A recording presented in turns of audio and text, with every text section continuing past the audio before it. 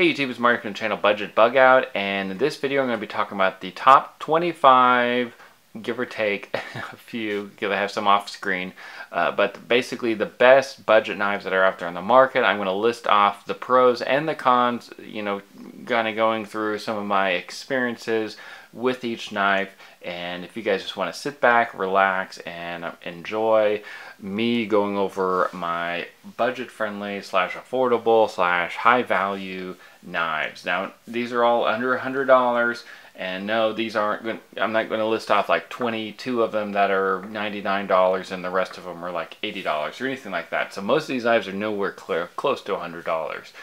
There are a couple, but you know, the rest of them are definitely going to be in the budget-friendly category. So let's go ahead and dive in. I do plan on doing a video where I'm just going to be talking about the hands-down best pocket knives on the market video, but I'm waiting for a couple things to work its way out so that I can actually have these items on my person, have experience with some of these knives that are people are talking about in the knife community. So let me know in the comment section down below what you guys think your favorite knives are at any price range. I'd love to learn from your experiences as well, and we can learn from each other. This is a knife community after all.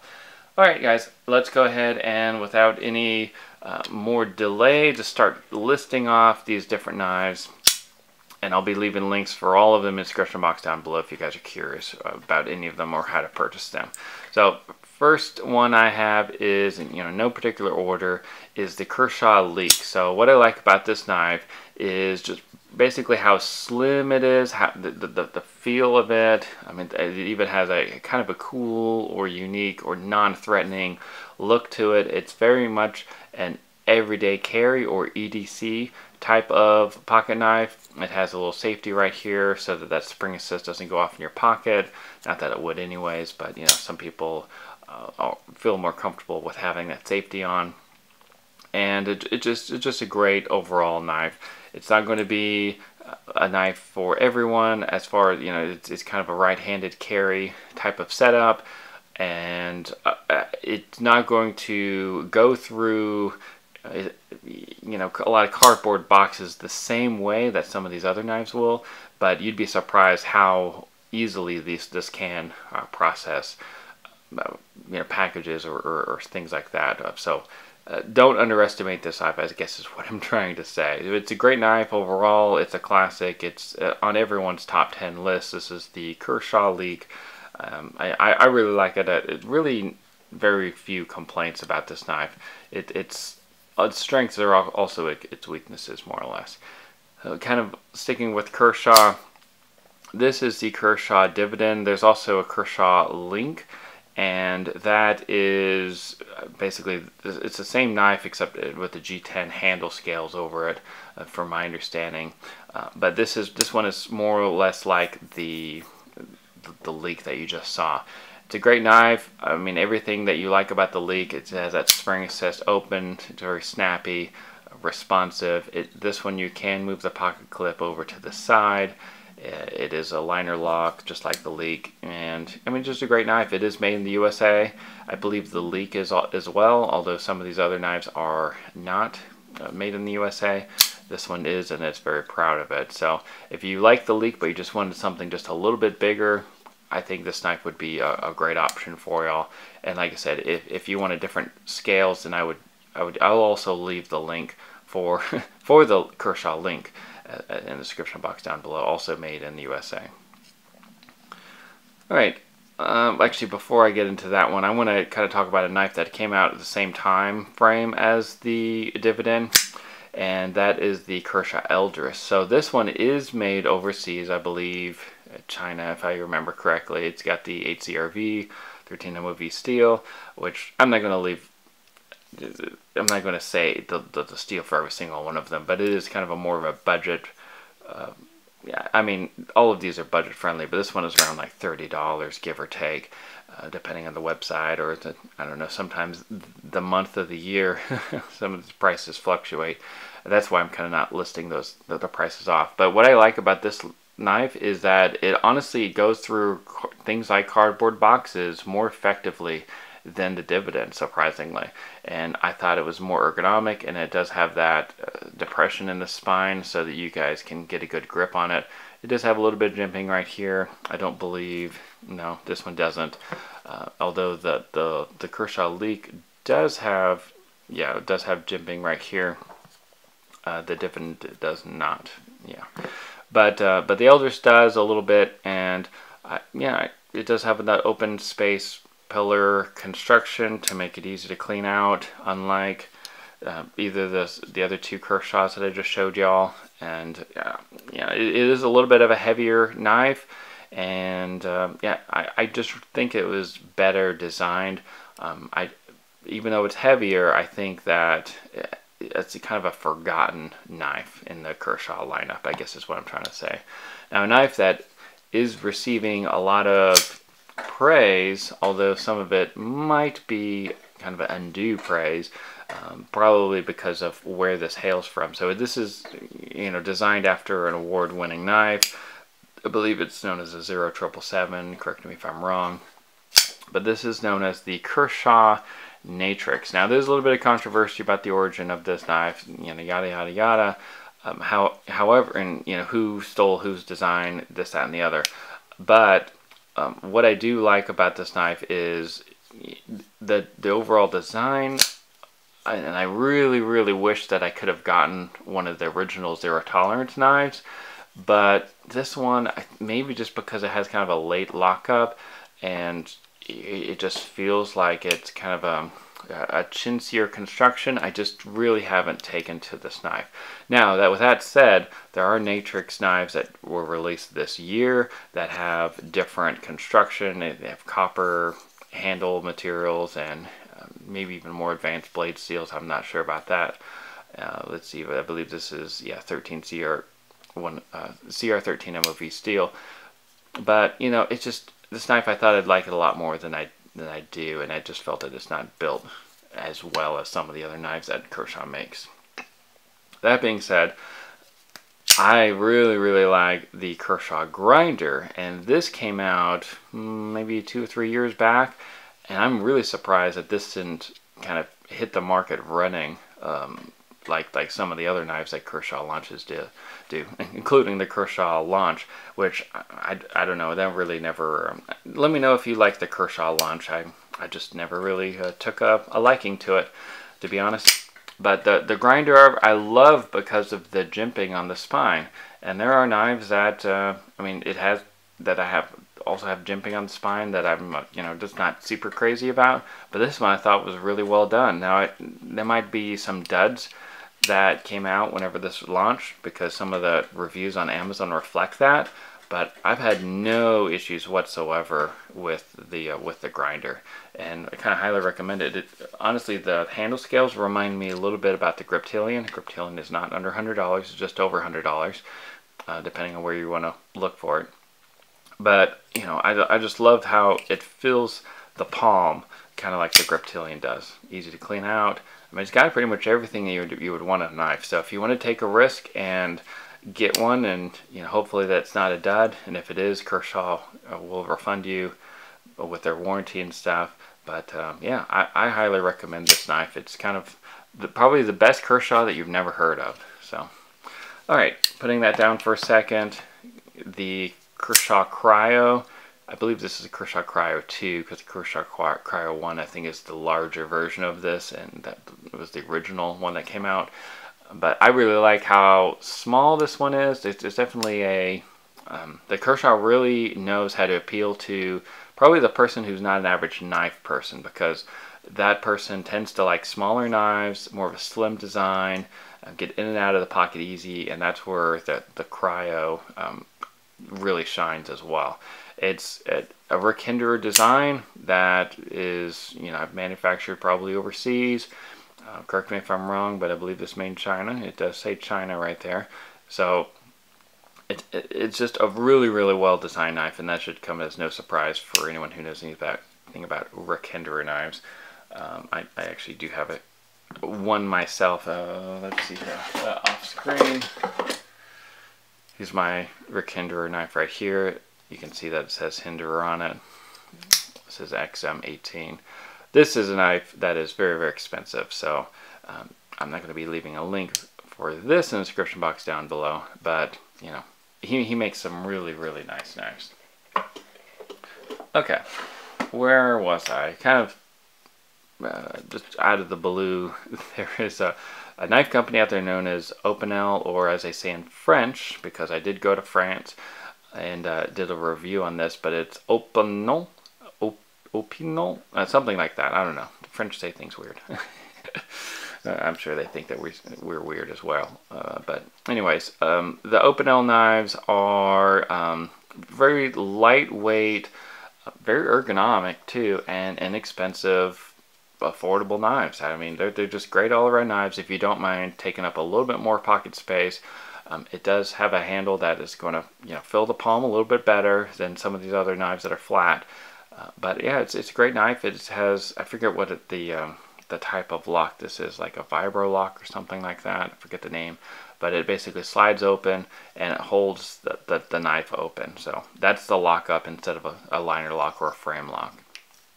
But anyways, very nice knife. If you're looking for something a little bit different and you don't want to spend a lot of money, I would recommend the Opinel knives. Let's see, just kind of jumping around. Another Kershaw knife. This is the Skyline. It's very lightweight.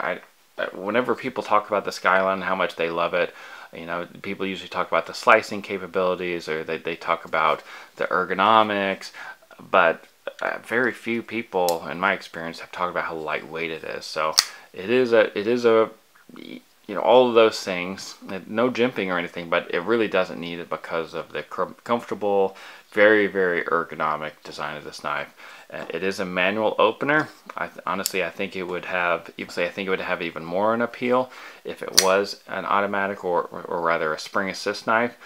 But you know, it is a good knife, and I didn't like it at first because I thought it was just overrated. And whenever I got it, I was like, I don't get it. It is very lightweight, but you know, other than that, I haven't really carried it much. That's hence it's still in tip down position. I haven't moved the pocket clip so that it's tip up, but you know, I think it's a great knife, and you know, I have no complaints about it. It just hasn't found its way to my pocket as often as some of the other Kershaw knives that I have. But some people just swear by that knife.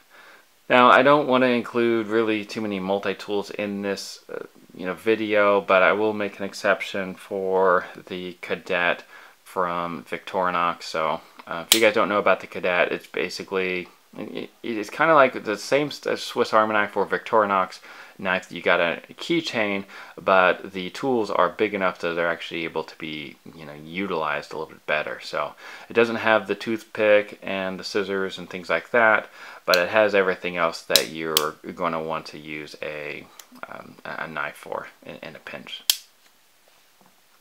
Moving on to the Benchmade mini Griptilian. So while the full-size Griptilian is probably just over the $100 depending on where you look, the mini Griptilian is going to be just under that. So I think it's around $80, give or take a few bucks. Now this variant with the, you know, the blue accents and the handles that are G10, and then the upgraded blade steel, which let's see here, this is what, 20 CV blade steel. So excellent steel. This is not the one that is going to be in that price range. So the one that is going to, you know, fall into the, you know, under $100 is going to look more like this, with this type of handle, and with the blade that's going to be the 154 cm, I believe. Yeah. So just kind of imagine that knife in this package, and then you get the Benchmade mini Griptilian. But everything else is the same as far as the design and everything, the way it flips open, the way that it closes with ease. If you don't have a Benchmade knife, then you should probably get one, and this would be an excellent first Benchmade knife in my opinion. Another knife, I mean, these are probably like two of the best knives for the price, so depending on what you're looking for. Whenever it comes to I mean, what can I say about the Spyderco Delica 4 that has not already been said? It's got that full flat grind. I mean, this knife is pretty much always in my pocket. This one or its clone, which is floating around here. Oh, it's in my pocket. It's literally in my pocket right now. So I usually have this one in, wherever I'm going to be, and then they have the other one in my pocket, more give or take. So it's a great knife, and it's very lightweight.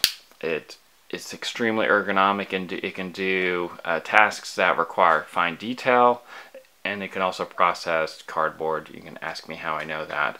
I always have this knife in my pocket. I basically have to put this one away where it's friend, so that I can rotate one of these other knives into my pocket, into my rotation. So I literally have to separate myself from it, which is strange because I didn't like the Delica at first when I first got one, because I had the one with the Emerson Wave and it just tore up my pockets. Alright, it's big brother.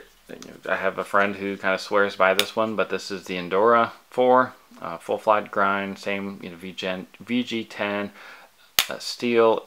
What is really cool about both this knife, meaning the Spyderco Delica and Endura combination, as well as the Griptilian combination, is that they're both ambidextrous. So left-handed or right-handed folks, it does not matter.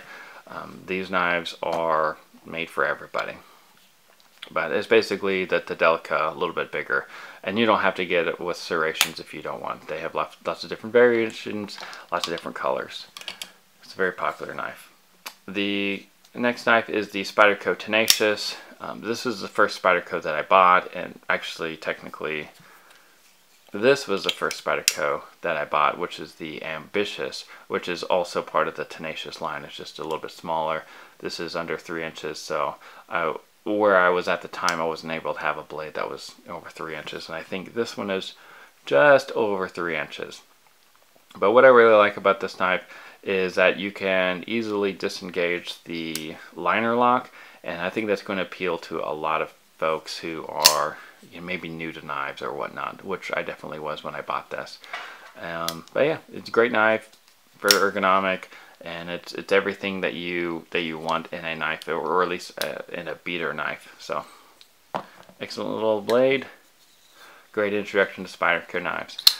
This knife is a CRKT home front, and I think a lot of people got caught off guard because it has AUS 8 steel, and yet it is priced at like $60, $70, $80 in some of the variants.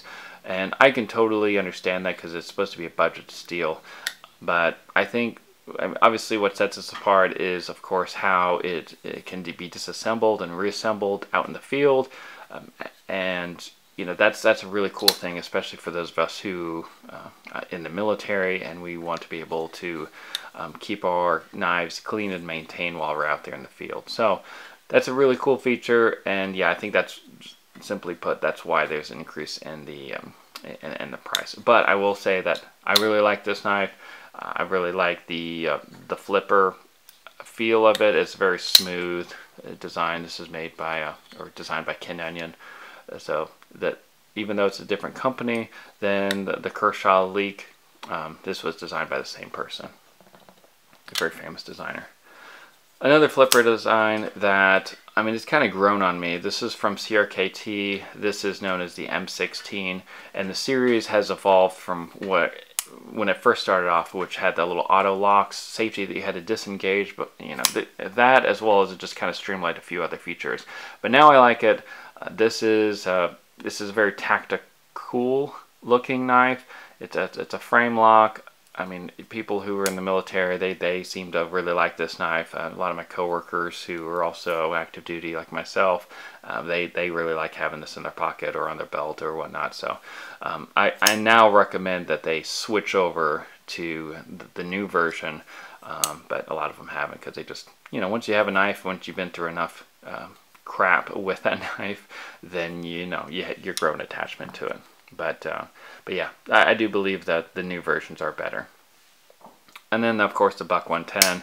This is a knife that if you if you have seen a knife that looks like this, it's because it's basically emulating this knife. So if you ever want to know what is the original, that's what this is, the Buck 110, and then basically it has this little back lock that disengages the knife blade, and then it comes with a sheath that you can keep in your pocket, your belt rather, instead of your pocket. So you're going outside, you know, sometimes I wear this when I go in the woods just because it, you know, it's kind of a bulkier thing that I don't really wear whenever I'm in inside. So great knife, I love it. So does everybody else, including your grandpa. All right, kind of jumping around a little bit. Extremely lightweight. This is from K-Bar. This is known as the Dozier. And did I mention it was lightweight? I mean, it just feels, I mean, it just, whenever you pick it up, it feels like it's just air. But anyways, this is left or right hand carry. You can switch the pocket clip around, and because it has a back lock design, it can close from any, you know, it doesn't matter what hand you're using to close this, more or less. But yeah, ergonomic, you know, it's got really, I don't want to say aggressive jimping because it's not too aggressive, but it's like just the right amount of jimping right here, so you can be cutting and slicing. And this is another knife that you should not underestimate. So from K-Bar, the Dozier, if you're looking for something lightweight and inexpensive. Also lightweight and also pretty inexpensive, but it's going to take up a little bit more pocket space just by design. And honestly, that is kind of one of the things I like about it. This is from Cold Steel. This is known as the Tuff Lite. There's another version of this. I think it's just called the Tuff or something like that. You have to be careful because it does snap closed, and I think one of my friends did cut himself because of that. So it comes razor sharp, and it's basically like a razor blade of a knife. This is a Wharncliffe blade, so just be careful whenever you're using this or whenever you're closing it, and then you'll be just fine. This is an excellent knife if you want something that fills the palm a little bit. Another smaller knife, and I'm just kind of continuing that theme here for a little bit. This is from CRKT. This is known as the Pilar. Yes, that is the correct way of pronouncing it. Pillar has two L's. This one has one because it's named after Ernest Hemingway's boat. None of that's important, but it is a very popular knife in the knife community. And honestly, if you see somebody with this knife, you know, strike up a conversation with them because they probably know a little bit about knives. It's very ergonomic. I mean, I have medium-sized gloves in case you're curious whenever you're trying to figure out how your hands would fit on some of these handles. It's just a great knife. I have no complaints about it, but honestly, I think there is a knife that does that better, and that is this one right here, also from CRKT. And when I say that, I mean something that's kind of a small bulldog of a knife, and it's inexpensive, and this is the Squid from CRKT. I met the guy who designed this, Lucas Burnley.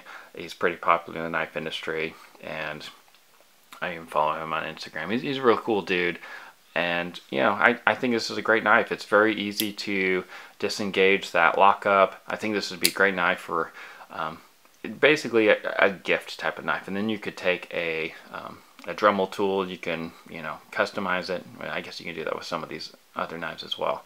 But I think this would make a great groom's day gift if you're looking for something like that. I carry this from time to time as well. I guess another small knife from Boker. What I don't like about this is kind of like why does it have this kind of aggressiveness on the side? Because I don't know, this kind of bugs me whenever I move my hand in and out of my pocket to grab my keys or something like that. But outside of that, it's a really cool knife. It's a cool design. It doesn't take up too much space. You can put this in your backpack if you're like me and you just don't like the you know, the feel of this in your pocket. But yeah, from Boker, this is, what was it, a Subcom Plus, I believe it's called. Anyways, I'll leave that link down below. Alright, moving right along. From SOG, you might notice this is the only SOG knife that I have here. A lot of SOG designs just don't really appeal to me, although some of their newer ones that just released are kind of making me rethink how I feel about SOG, because some of their new knives look really cool. But this is known as the Flash 2. It's very, very ergonomic, and it's extremely lightweight. And you know, it still has that kind of a tactical look to it. So it has, if you guys like Benchmade knives, this one has a lockup that's similar, or whatever you want to call that. Yeah, basically a lockup design that's similar to the access lock that Benchmade has. So if that's something that appeals to you, then go for it. But for me, I just don't find, it doesn't find too much pocket time. But I do like how it has a lot of cool features, such as the really super deep carry pocket clip. I do like how SOG does that. So that way you don't really see this knife in your pocket. Alright, although this is one of the last knives, this is definitely not one of the least ones, because the Rat Model 2 as well as the Rat Model 1 are probably the best budget-friendly knives on the market today. And these are around $25, $30, $35 depending on what version you get, but very extremely ergonomic, and honestly everything about this knife is A+. And as I already said, the ergonomics, right? But the way that just flips right out. It isn't a manual. It is a manual opener, even though it seems like it's an automatic or a spring assist like the Flash 2 was. But yeah, it's just a great knife. You can move the pocket clip anywhere you want, but because of the liner lock, this probably is going to be easier for right-handed folks, just in my experience. But yeah, it's just a great knife. I mean, it's really hard to go into detail about certain knives because it just feels like I'm just repeating what everyone else has already said on YouTube. So if you want more information, just click on that link like I said. This knife is going to be a little bit more pricier. It's going to be around $80, so it's going to be similar prices at Mini Griptilian. But the Manix 2 is a knife that myself and my father-in-law and like 2 of my coworkers, we all own because of my experience with this knife and my recommendations go. So if someone says they're looking for a knife, they don't want to spend over $100, but they don't mind spending close to $100, that is when I recommend this guy. So it's 3 ounces. That's very light for such a full-size knife. So, this is also under 3 ounces. But, it's just amazing. It's just an amazing knife that I think Spyderco should be very proud of. Very, very ergonomic. You can choke up, choke down. This is a knife for everybody. It's got jimping right here. It slices really well. It's a knife that you don't have to worry about, oh, do I have a big enough knife for the task? No, you have a good size knife for it, and then you can change your grip on it if you want to get more fine detailed. And it has a different type of lock. It's not a access lock, but it's kind of similar to it.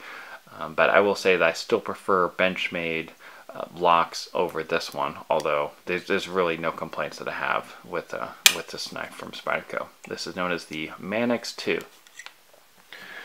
Alright, and then the last knife, at least the one I have on the table anyways, is the Spyderco Efficient. This came out at SHOT Show a couple years ago, but what I really like about this knife is very similar to, where does it go? The Tenacious, where it's easy to disengage this liner lock. You have that same thing with the Efficient, except you have much better lines. Very, very smooth lines with this. So if you want something a little bit more elegant that maybe doesn't look as budget friendly, I would go with this one. So it's kind of a cooler, slicker, sleeker look. You can switch the pocket clip over. I don't really say that with every single knife, that if it has the ability or not, but excellent little knife, got jimping right here. I think that this knife needs to get more attention than it does. And then just some last knives that just kind of have off camera here is the this is the Bird Rescue 2. But it's similar to the Care 2 if you're familiar with that. But it's more or less the budget version of the Endora, which is the Bird is owned by Spyderco, so this is their budget friendly knife. So it has the 8CR13 MOV. It's going to be around $20 to $25. You can get one that is not fully serrated if you want. If you want to get the, I think it's called the Care 2, I believe. But this is an excellent knife. Ambidextrous, tip up, tip down, either side. And then this one from Leatherman. This is known as the Skeletool KB. Like I said, I'm trying not to include multi-tools, but technically I guess that you could say this is a multi-tool because it has a bottle opener built into the pocket clip right here. And this is something that sometimes I will bring to a social event because, you know, at socials they do have, you know, alcohol, even though I don't drink hardly even socially. It's good to have one on because usually people find me in those types of environments and ask me if I have a bottle opener on me. So that's where this knife comes into play. But anyways, guys, that is just kind of my video where I just kind of ramble on about a bunch of knives, talk about them, and you know how I think about each knife. Let me know what you think in the description box down below, like what your favorite ones are. I have plenty of other budget-friendly ones out there. You know, this is from what is it, Zane Kudo. This is an SE folding knife. Black River Knives is the one to sell this. What are some other ones out here? They're Rook. This knife isn't bad. It was okay. I think I did a review on this. I'm not sure. It's budget friendly, but it's a Chinese company, and obviously it's made in China. So I think some people feel that some of these designs are kind of rip-offs of some of the American knives. You know, I have other knives out there. You know, I just did a review on this one. This is the Fault Line. But even though I have plenty of other knives, like I said, these are the ones that I believe are really at the top of the class. And I'll be leaving links down below. Love to hear your feedback. Like, share, and subscribe. And remember, it pays to be prepared. God bless. Thanks for watching.